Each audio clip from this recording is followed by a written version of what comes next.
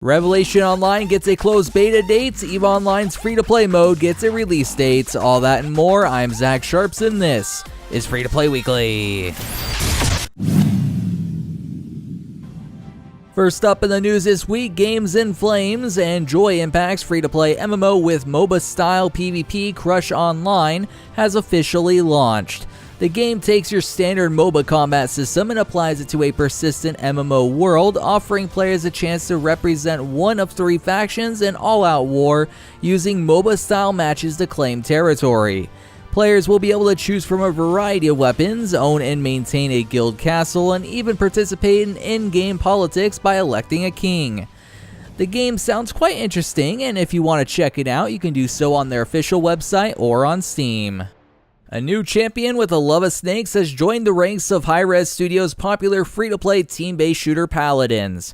Maladamba is a champion with a bit of a witch doctor feel, using snakes and poison every chance he gets to take down his enemies or heal his team. Maladamba wasn't the only thing added in this patch though. There's now a tutorial for new players. Players can now copy decks from top players via the leaderboard. New emotes have been added, new skins have entered the mix, and a whole lot of other general tweaks were made to the game and its champions.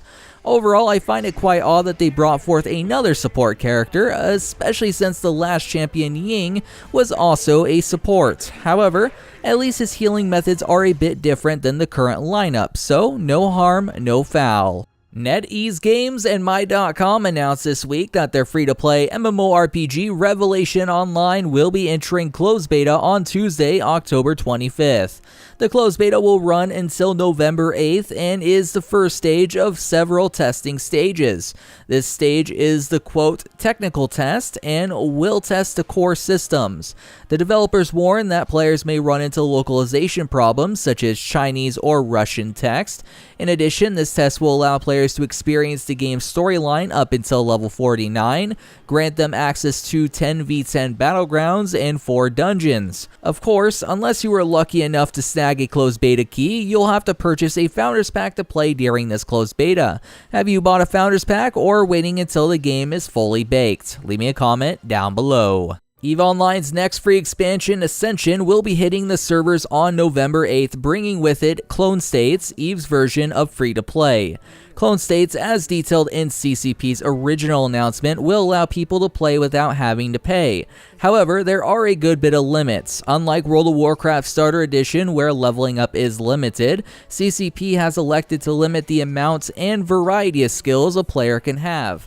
This means that players are not limited to a specific area and can participate in most activities as long as those activities are not dependent on the skills they don't have.